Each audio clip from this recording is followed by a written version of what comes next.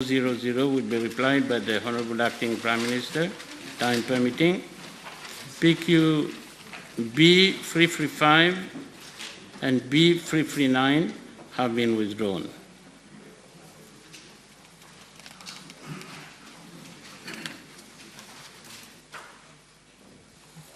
B315.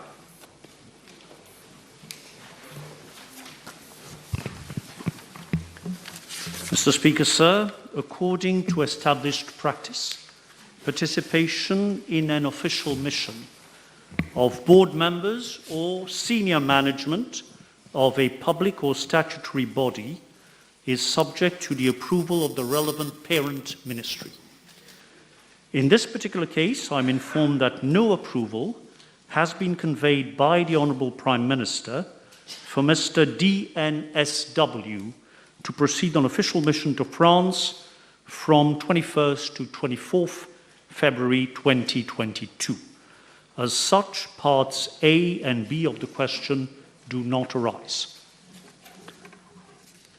From the Acting Prime Minister, who has paid the air ticket? Which authority has paid the air ticket and how much? I'm sorry, I didn't hear the last part of the question. Which authority has paid the air ticket and the cost of the air ticket? Whether he has been informed of that? Well, I'm given to understand that this was not an official mission, and therefore Mr. DNSW, inasmuch as he travelled privately, would be responsible for any costs attendant to his trip. As the Acting Prime Minister, he has stated that he, with this chairperson, travelled privately. Can he inform the House whether during that private trip, which he has effected, he had meetings, official meetings, on behalf of the ICTA with French authorities, French organizations, and whether reports have been forwarded to the Parent Ministry on these so-called meetings he had during his private trips. So again, I didn't hear clearly the last question. Have reports been circulated to the Parent Ministry, to the Prime Minister's office? So again, for a private trip, there is no need for reports to be circulated to the Parent Ministry. But inasmuch as the question was asked, I have inquired, and this is what my information indicates. Both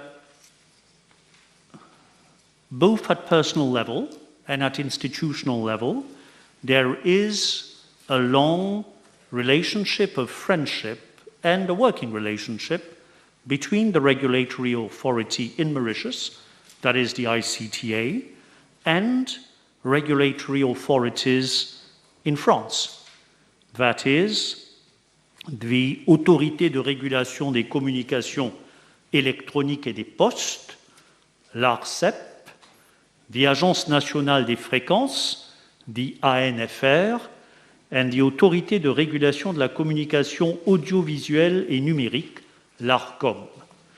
Now, accordingly, in the course of his visit to France, I understand that Mr. DNSW would have met Mr. Gilles Brégan, the General Director of ANFR, and Mr. Jean-Pierre Le Pesteur, its chairperson, as well as Mrs. Laure de la Rodière, President of ARCEP, and Mr. Roch-Olivier Mestre, President of ARCOM, in the course of that trip.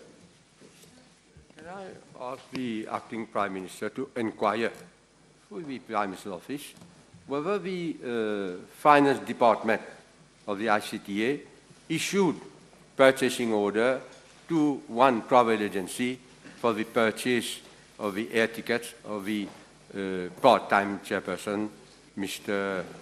DMSW? I will repeat what I said. Mr. Speaker, sir, inasmuch as this was a private trip. Neither government nor the ICTA will or has been responsible for any attendant costs.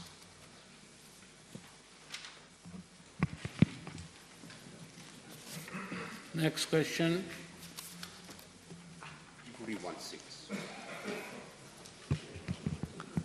May I thank the honourable gentleman for drawing our attention to the judgment delivered on 11th April 2022 by the Supreme Court of Mauritius in the matter of Marie-Ange Brick, born Cale, and the Registrar of Civil Status. The gist of the case, Mr. Speaker, as honourable members of the House may be interested in learning, is that upon making an application in November 27 for a birth certificate in order to obtain a new national identity card, Mrs. Marie-Ange Brick, born on 10th October 1964, was informed that she is, according to the civil status record, registered as having passed away on 5th April 1973 at the age of 8 years old, as her birth certificate was annotated with the mention, quote unquote, deceased on 5th April 1973. Now, Mrs. Marie-Ange Brick believes that her birth certificate was erroneously used to declare the death of her half-sister, Marie Rosinette Cale, who passed away on 5th April 1973 at the age of 8. She was therefore advised by the civil status officer to seek redress before the Supreme Court, which she eventually did. Now, Mr. Speaker, after considering the evidence on record, the judge concluded that the plaintiff was wrongly declared dead instead of her half-sister, Marie Rosinette Cale, and therefore ordered the defendant, that is the Registrar of Civil Status, to, I quote, A, delete the annotation deceased on, décédé le 5 April 1973 in the plaintiff's birth certificate. B, insert the annotation deceased on, décédé le 5 avril 1973 in the birth certificate of Marie Rosinette Cale.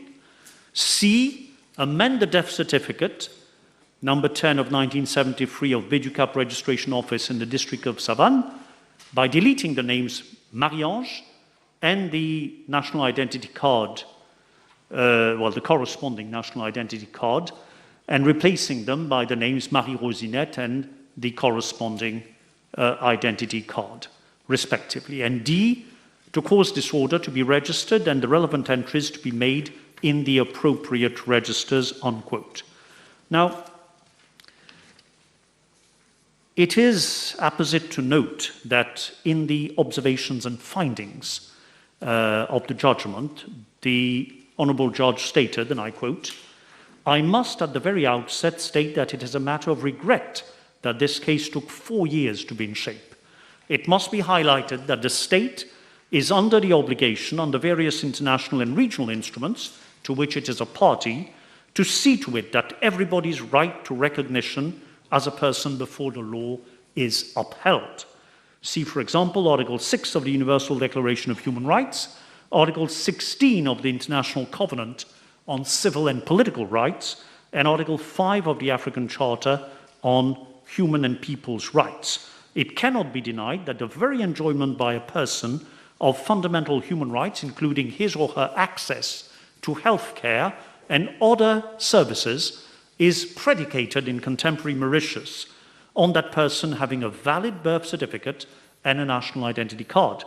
It is incumbent, therefore, on the defendant and other relevant authorities to ensure that any such application is dealt with on an expedited basis. Now, Mr. Speaker, sir, Mauritius fully ascribes to the provisions of the Universal Declaration of Human Rights, of the International Covenant on Civil and Political Rights, and of the African Charter on Human and People's Rights that I have just quoted and to which the question refers, which all assert the right to recognition of a person before the law. I am informed by the Registrar of Civil Status that there are a multitude of factors that may contribute to delays in the preparation and consideration of such cases, keeping in mind that this process involves inter alia, and I'll give the examples of the different steps involved. Firstly, the issue of a plaintiff summons to concerned parties by the Supreme Court, including the Registrar of Civil Status. Secondly, the seeking legal assistance from the Attorney General's office by the Registrar of Civil Status upon receipt of the summons. Thirdly, submission by the Registrar of Civil Status of official copies of civil extracts and photostats of registers to the Attorney General's office. Fourthly, carrying out of relevant inquiries by the police department. Fifthly, carrying out of relevant social inquiries by the probation office. Sixthly, identification of witnesses and their availability and evidence of the case. And seventhly, the cases being called pro forme by the Supreme Court. I am further informed at the level of the Civil Status Division that the following measures have already been taken to mitigate and or avoid such errors. In 2001, a civil status database was introduced, a computerized civil status database whereby all civil registrations are recorded electronically.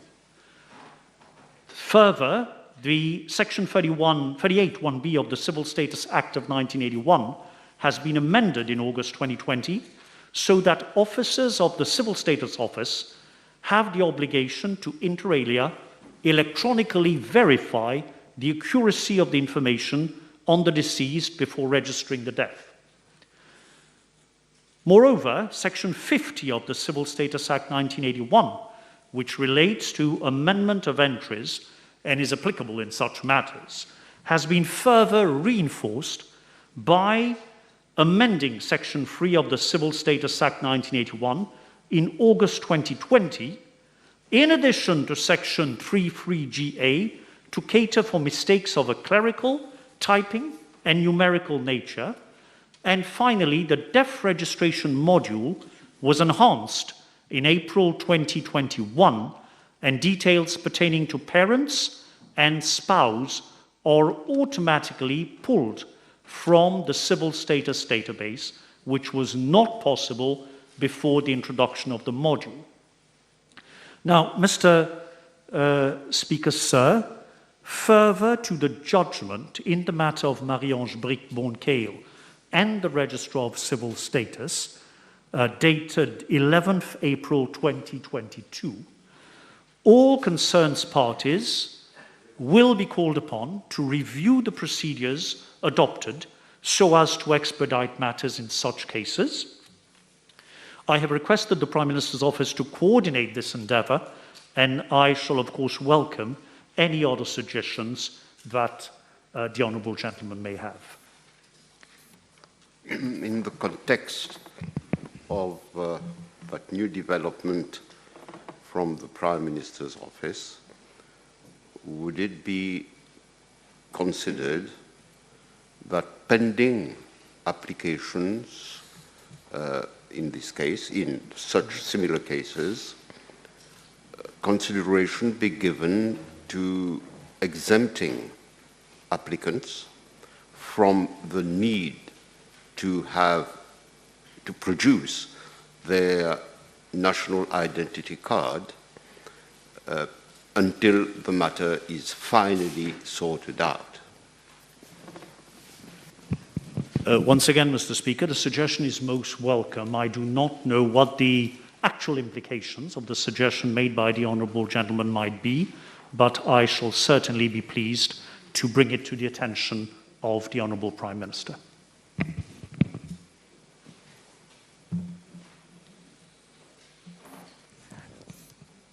This issue of right to be recognized as person also crops up in matters of tardy declaration.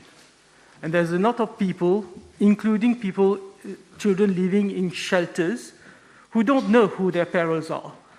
And they're having problems when they reach the age of 18 to be recognized because the Minister Public cannot give a conclusion favorable so that a birth certificate can be issued. So may I ask the Acting Prime Minister also to see with his officer whether there can be a expedited channel for tardy declaration where, children reaching the age of 18 has to be given an identity card, and through no fault of theirs, because the system requires going through all these court processes, it takes years for them to be issued this ID card. I fully understand the concern of the honourable member. Fortunately, these cases are less and less frequent. But if the honourable gentleman has any specific case in mind, I shall be very happy to draw the Prime Minister's attention to any such case. The table had been advised that PQB 219, 322, 325, 329, 327, 331, and 332 have been withdrawn. Next question. B-stroke 317, please. Mr. Speaker, sir, with your permission, I propose to reply to PQs B317 and B327 together in as much as they relate to the same subject matter. Mr. Speaker, sir, it is proper that I should remind the House that on Wednesday, 10th July 2019 at 16:20 hours, following a request made by the service manager of SCOMAT Limited, situated at Greenwalls Lane, Pi, a team from the Anti-Drug and Smuggling Unit, ADSU, proceeded to the location of this company. I'm informed by the Commissioner of Police that A, the ADSU officers were informed by the manager of the company that on the same day at around 15:30 hours, while two employees were inspecting the engine of a wheel loader imported by the company from Brazil, they found 3 black kit bags which were concealed in the engine compartment near the exhaust muffler of the said vehicle. The bags were handed over for safekeeping to the store supervisor, who, while checking the 3 bags, came across several rectangular parcels, each containing suspicious substance. The 3 bags were handed over to ADSU officers, who opened them in the presence of the employees on the spot at that moment, and the contents thereof were suspected to be dangerous drugs. An inquiry into the matter was immediately initiated by the ADSU, and the exhibits were secured and sent to the Forensic Science Laboratory for examination. I am informed that in the course of the inquiry, the drugs secured from the 3 bags were identified as cocaine. The total weight of the drugs seized was 85 kilograms, 166.8 grams of a street value amounting to 1.4 billion rupees. And I'm also informed that to date, statements from 18 persons, including employees of SCOMAT Limited, have been recorded by ADSU officers.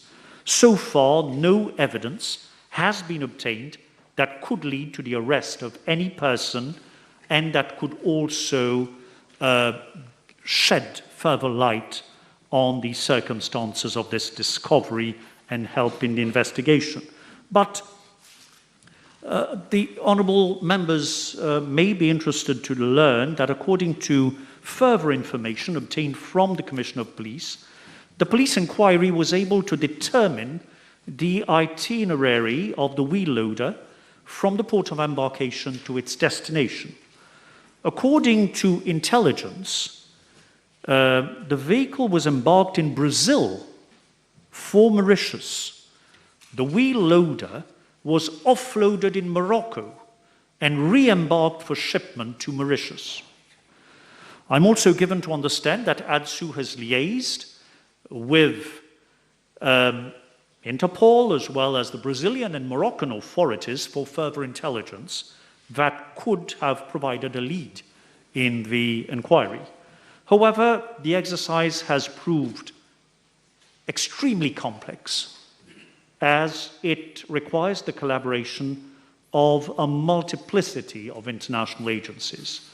In view of the complexity of the investigation in this case, I am informed that the Commissioner of Police is submitting an interim report to the Director of Public Prosecution for advice as to the way forward. Mr. Speaker, so the acting Prime Minister has given almost a copycat reply of what the Prime Minister said. Can we ask the acting Prime Minister, why is the inquiry taking so long?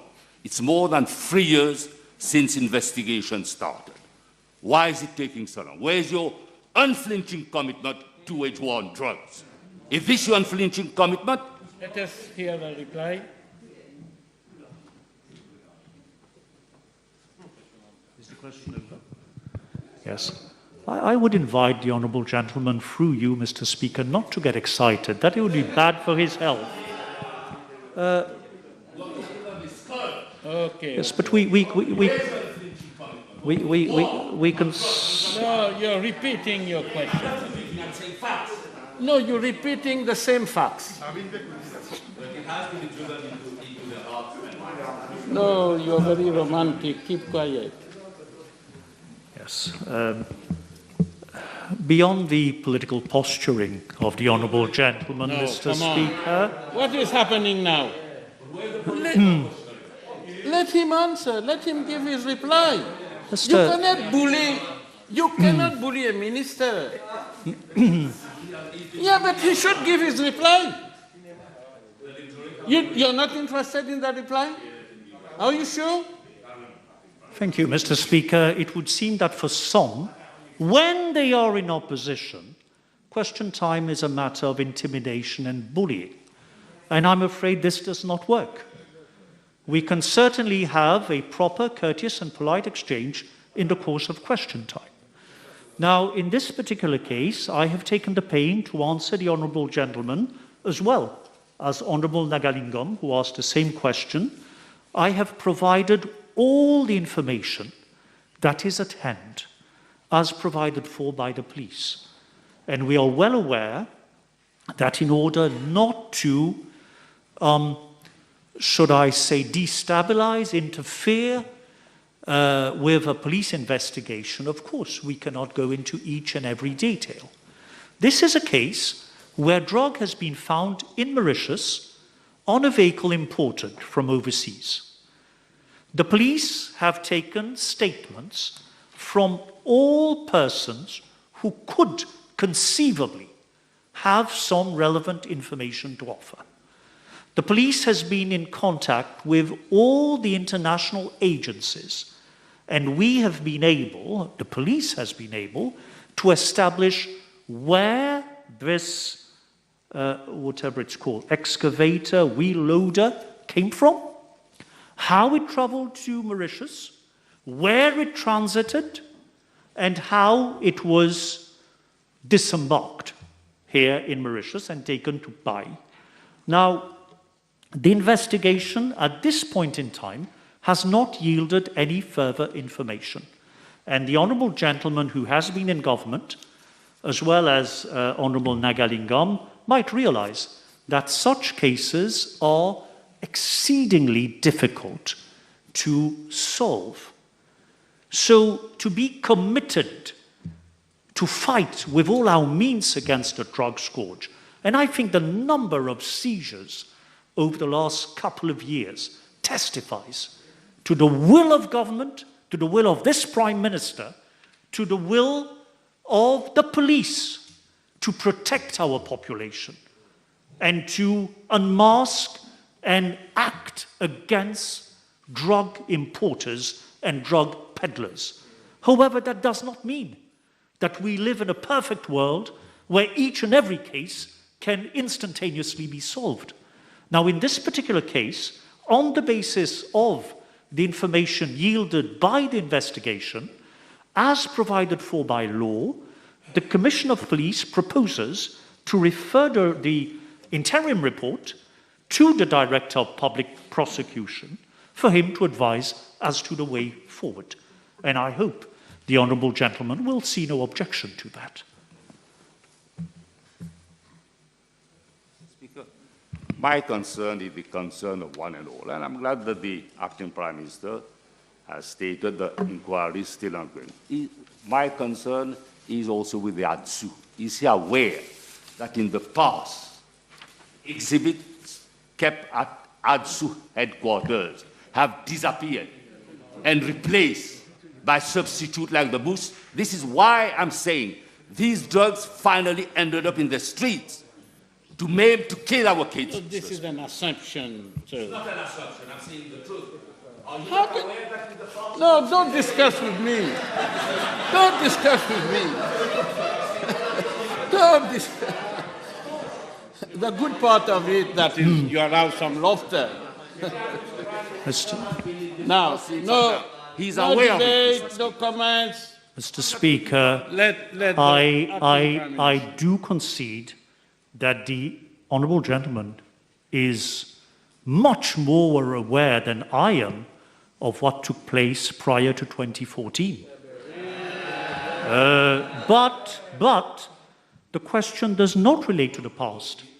And the honourable gentleman, who is a seasoned parliamentarian, quite apart from realising that he should not constantly interrupt the person who is trying to answer his question,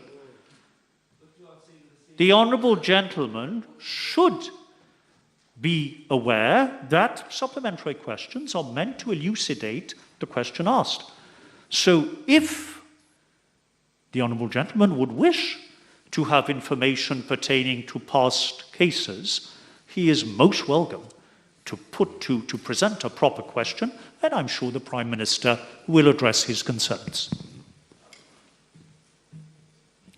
Monsieur le Président, le Premier ministre suppléant parle de 85 kilos de cocaïne, alors qu'en 2019, la communication de la police avait parlé de 95 kilos de cocaïne.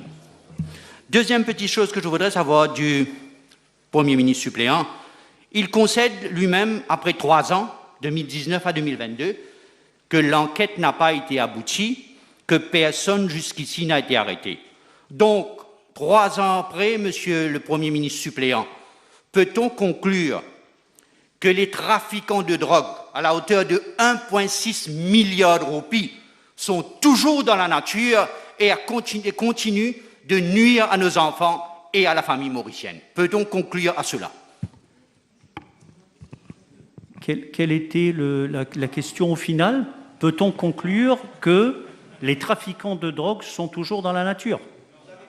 Bon, alors si...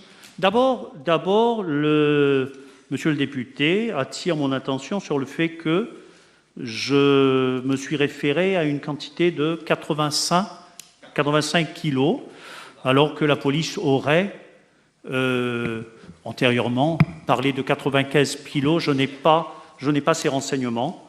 On m'a communiqué le chiffre de 85 kilos. En ce qui concerne les responsables, il doit bien y avoir un responsable. Il y a bien un responsable quelque part. Ce responsable se trouve-t-il... Pardon, je me permets d'éclairer l'Assemblée nationale. Je comprends que 95 kilos was inclusive of packaging. Voilà la différence selon les renseignements qui m'ont été fournis. Si vous avez des renseignements, parce qu'il est important qu'on sache la vérité, si vous avez d'autres renseignements, il est de votre devoir de nous communiquer l'information. Et je vois que le Premier ministre, Monsieur le Premier ministre, le 7 juillet 2020, s'était référé, je cite, « The free bags were found to contain a total amount of 92.5 kilos, including also the wrappings ». Donc c'est probablement la réponse à cette différence que vous avez relevées avec raison. Donc, il y a bien un responsable. Est-ce que ce responsable, il est au Brésil? Est-ce qu'il est au Maroc? Est-ce qu'il est à Maurice? Nul ne le sait à ce stade. Est-ce que cette drogue était destinée à Maurice? Ou est-ce qu'il y a eu quelque part, parmi les responsables, erreur? Nul ne le sait. L'enquête s'est efforcée d'abord de retracer la route qu'aurait suivi donc ce véhicule pour parvenir à Maurice. La police tente toujours d'obtenir de l'étranger des renseignements quant à ce qui s'est passé au moment de l'embarquement ou du transit. Mais à Maurice, à ce stade, nous n'avons pas plus d'informations. Et c'est pour cela, comme le prévoit la loi, que tout le dossier va être référé au DPP pour que nous soyons mieux instruits quant à la voie à suivre, que la police soit mieux instruite. The table have been advised that PQ B334, B341, B342 have been withdrawn. Honourable Member, the table has been advised that PQ B362 will be replied by the Honourable Minister of National Infrastructure and Community Development. PQ B415 will be replied by the Honourable Acting Minister of Finance, Economic Planning and Development. PQ B353, 368, 406, 420 have been withdrawn. Honourable David. B345. Mr. Speaker, sir, I'm informed by the Road Development Authority that the upgrading of the Pointe-aux-Sables Road B31 concerns works from its junction with Albion Road B78 to the Prison Road at Petit Berger over a length of 2.7 kilometers. The road also provides an alternative route to La Tour-Koenig Industrial Zone. Mr. Speaker, sir, with regard to Part A and C of the question, I'm informed by the RDA that following a national bidding exercise carried out, the contract for the upgrading works was awarded to Gamma Construction Limited for a total amount of 114.5 million rupees, inclusive of VAT. However, only an amount of 96.7 million, inclusive of VAT, was paid to the contractor based on the value of the works completed. Mr. Speaker, sir, I'm informed that the initial scope of work covered a distance of 2.7 kilometers, of which 2.5 kilometers have been carried out and completed by the RDA. With respect to the remaining 200 meters of road, as the National Development Unit had already appointed a contractor in November 2018, namely Best Construct Company Limited, for the construction of a drain at Cresserelle Avenue, the RDA and the NDU jointly agreed that the latter's contractor would undertake this upgrading work with a view to ensuring a proper integrated drainage and road network.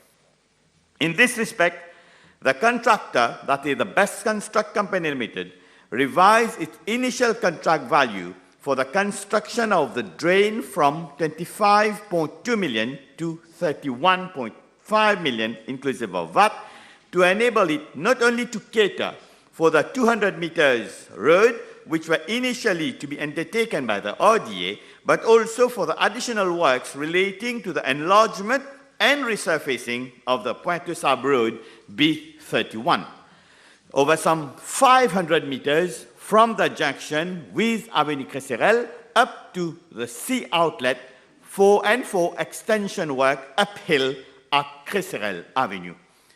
Mr. Speaker, sir, I'm further informed that in view of some contractual issues on one hand, and as there were land acquisition issues on the other hand, the construction of the drain project was put in abeyance in year 2019.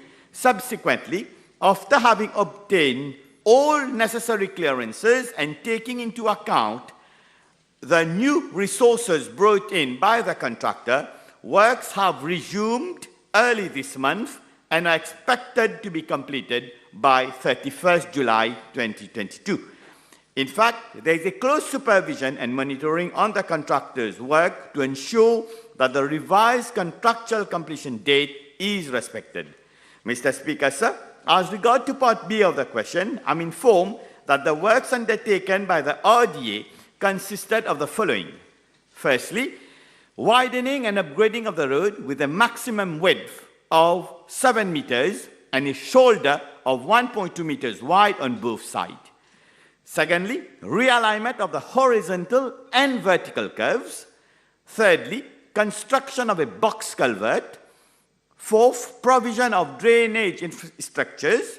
Fifth, provision of miscellaneous road safety furniture, such as road marking, handrail, traffic sign, cat eyes, etc.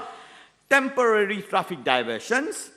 Demolition of the existing masonry block wall and their reconstruction wherever required. And obviously, as in all projects, we had the rerouting of the services of telecom, CB, CWA, etc. Those undertaken by the NDU included, in addition to the works I mentioned earlier, the following: construction of 955 meters of covered reinforced concrete drain with a width of 700 millimeters, construction of 100 meters of covered reinforced concrete drain with a width of 1,000 millimeters, provision of curbs, slab gratings, and here also relocation of services, and after there will be also the restatement of the road along the drain edge. I'm informed that as at to date, the outstanding works from Avenue Dauphin to C outlets to be completed by the NDU are the resurfacing of 104 meters of road, construction of 50 meters of drain of a width of 700 millimeters, and construction of 55 millimeters of drain of a width of 1,000 millimeters.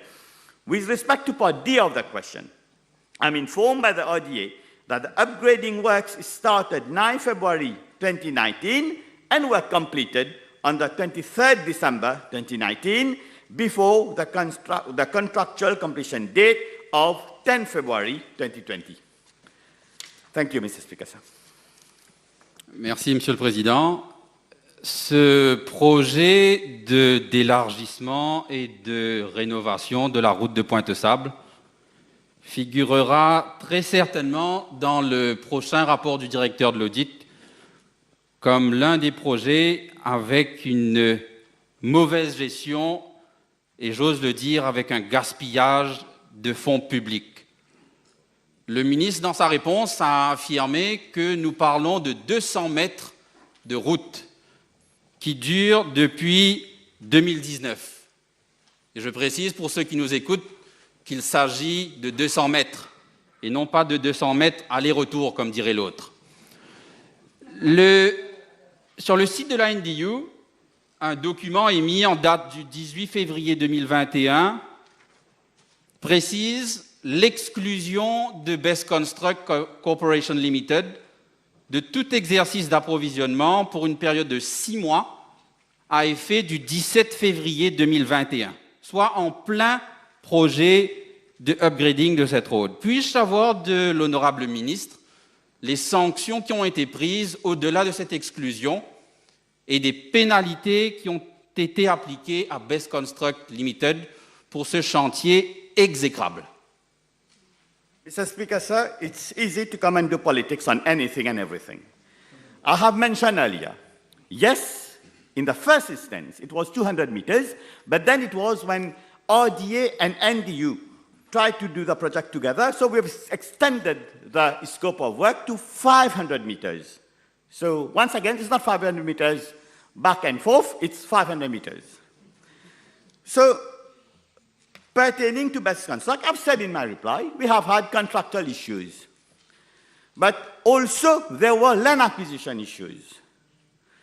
And yes, Best Construct was sanctioned, and Honorable Member will agree that it's a company employing so many people, trying to take sanction which may please La Galerie, but there will be fathers and mothers working in that company as maçons, laboureurs will end up on the street.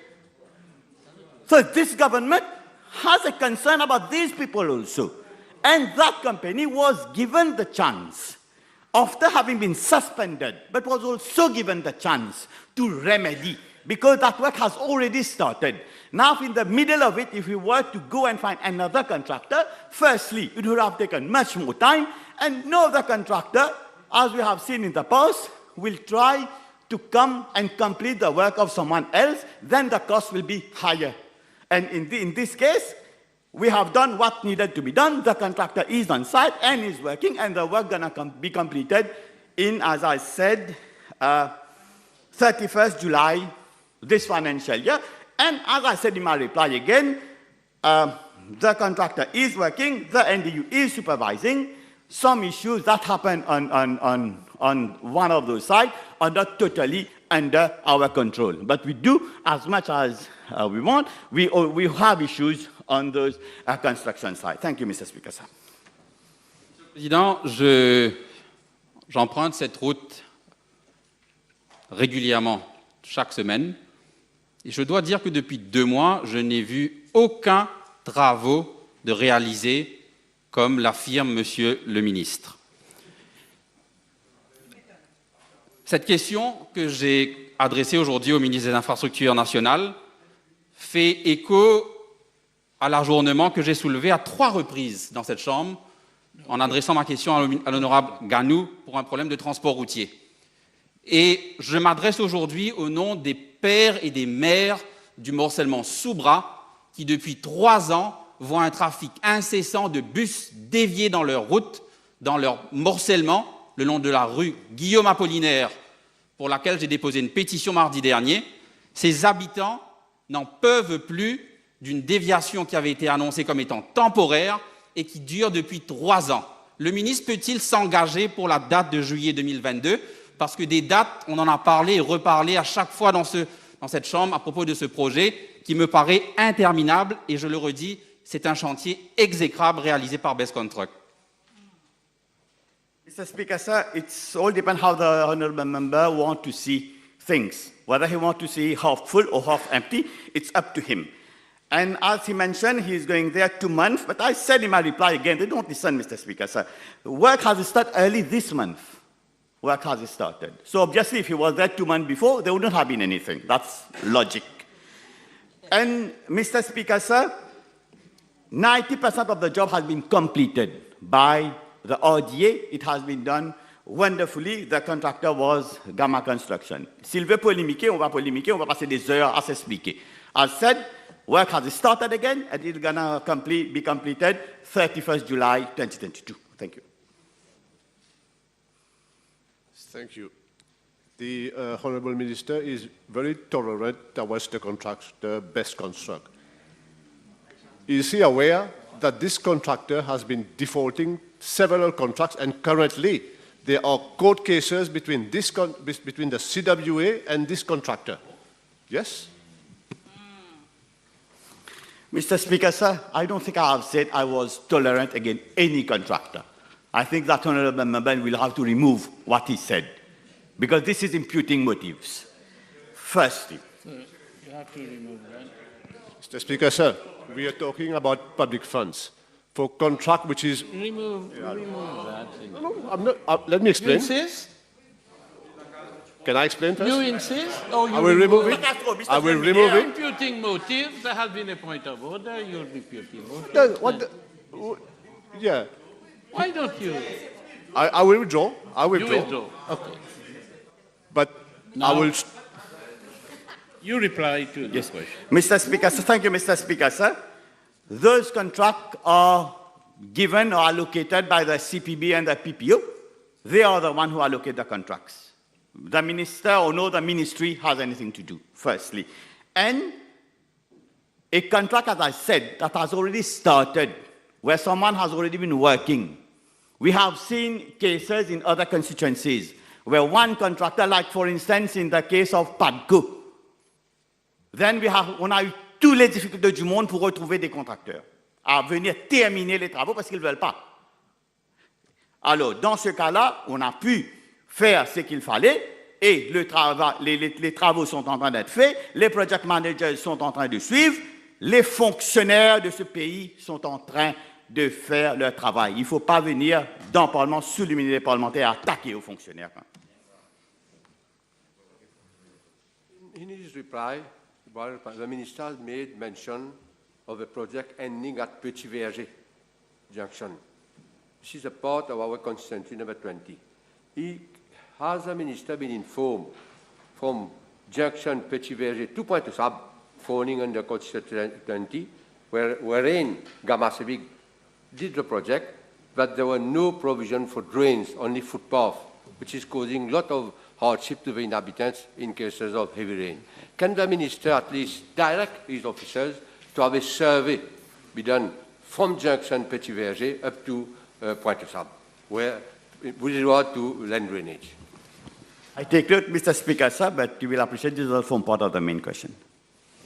The table has been advised that PQB 369, 373, 380, 415, 419, 417, 433, 375, 383, 402, 429, 386, 387, 405 have been withdrawn.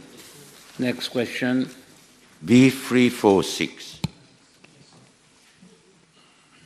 Mr. Speaker, sir, I am informed by the Police de l'Environnement that 74 contraventions comprising 37 from Port-Louis South and 37 from Port-Louis North have been established in the region of Port-Louis since January 2020 to 14th of April 2022 in regard to loud noises emanating from motorcycles, causing nuisance in breach of the Road Traffic Construction and Use of Vehicles Regulations 2010. The offences related mainly to breach of Regulations 83.2 and 83.3 regarding exhaust silencer system, not in good and efficient order, and alteration of silencer system, respectively. And 2, breach of Regulation 84.3 for using a motor vehicle causing excessive noise. In fact, Mr. Speaker, sir, during the same period, 166 contraveners have been also booked by the traffic branch of the police, and 484 contraventions have been established by local police in the region of Port-Louis. I am additionally informed by the Ministry of Land Transport and Light Rail that since March 2020 to March 2022, the authorized vehicle examination stations reported 794 cases where fitness certificates could not be issued to two-wheelers due to modified silencers. Mr. Speaker, sir, Section 191 of the Road Traffic Act makes provision for fixed penalties for road traffic offences as specified under the 4th schedule, which was amended in 2018 to include, amongst others, fixed penalties for the following: exhaust silencer system not in good and efficient order, altering silencer system, using a motor vehicle causing excessive noise, and using or causing or permitting to be used a motor vehicle not as per prescribed standard for noise emission. Mr. Speaker, sir, allow me to highlight that, as I mentioned in my reply in PQ B248 in July 2020, the need to abate the problem of noise from motorcycles emitting loud noises due to modified silencers was discussed at the Assises de l'Environnement held by my ministry in December 2019. The quantum of fixed penalties was subsequently increased by the Ministry of Land Transport and Light Rail to make the law more stringent against defaulters through the Road Traffic Amendment of Schedules Regulations 2020 as follows: exhaust silencer system not in good and efficient order from 1,000 rupees to 5,000 rupees, altering silencer system from 2,000 to 5,000 rupees, and using or causing or permitting to be used a motor vehicle not as prescribed standard for noise emission from 2,000 to 5,000 rupees. Moreover, Mr. Speaker, sir, sensitization campaigns in relation to noise pollution arising from vehicles are being carried out by the police de l'environnement through community policing with the support of neighborhood officers from police stations throughout the island. Regular mobile patrols and stop-and-check exercises are being conducted at sensitive areas. In fact, besides the alteration of silencers, which causes noise nuisance, my ministry is currently also reviewing the Environment Protection Control of Noise Regulations 2008 to address other types of noise nuisances, such as playing loud music in vehicles and bungalows. The endeavor is to empower an authorized officer, including a police officer, or the enforcing agency, being the Ministry of Health and Wellness, to issue a fixed penalty of 10,000 rupees for the offense of making or causing noise to be made from a vehicle, building, or premises. Thank you, Mr. Speaker. Mr. Speaker, sir, this subject has been raised in Parliament so many times in the past, but unfortunately, the situation seems to worsen. Will the Minister request the Police de l'Environnement to work in collaboration with the other units of the police authority for better control and results? Monsieur le Président, c'est vrai que de dire que le Main Enforcement Agency, c'est la police de l'environnement. Mais comme enforcement officers, les membres de la force régulière sont des enforcement officers.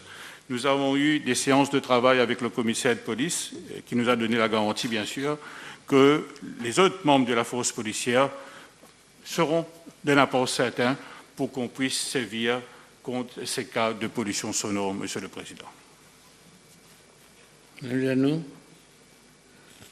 Thank you, Mr. Speaker, sir. Can the Honourable Minister inform the House whether his ministry is considering to reinforce the team of Police de l'Environnement to address the problem for a better result? Monsieur le Président, donc, si j'ai les renseignements avec moi. Oui, donc, le personnel de la police de l'environnement s'élève à 34 officiers. 34 officiers. Et là, nous avons eu des séances de travail avec la force policière. Nous sommes en train de voir avec le commissaire de police la possibilité de renforcer l'équipe. Et donc, je suis tout à fait d'accord avec l'honorable membre qu'il y va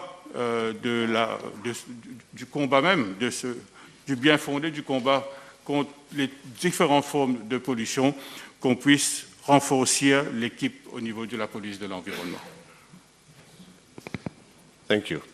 The Honourable Minister has listed a series of measures and action that his ministry is taking, but insofar as modified and altered exhaust silencers are concerned, can I ask him whether this action goes to the workshop that does modifications for the motorcycle and motor vehicle to become so loud, so noisy? Because if the problem is tackled at source, maybe the police will have an easier job. Monsieur le Président, je dois dire que nous sommes en train de travailler là-dessus. À titre de parallèle, nous sommes venus de l'avant avec les nouveaux règlements en ce qui concerne les véhicules fumigènes.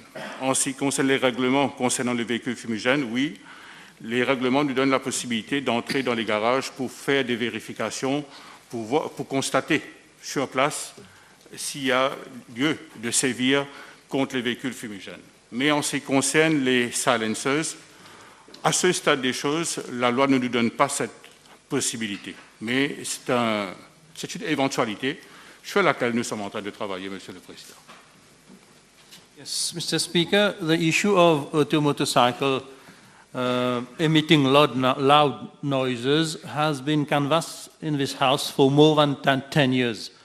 By myself and from other colleagues from the opposition side. And I must say up to now, the result has been very disappointing.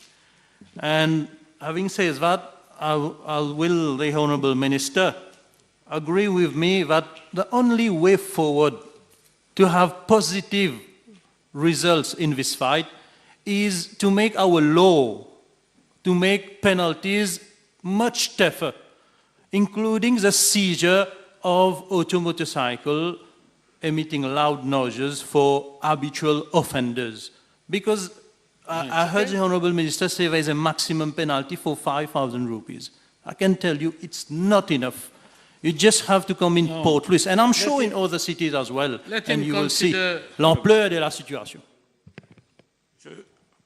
Monsieur le Président, comme je l'ai mentionné, nous prenons très sérieusement le problème de pollution sonore et là, comme je l'ai mentionné dans ma réponse initiale, nous sommes en train de finaliser l'amendement de l'Environment Protection Control of Noise Regulations de 2008.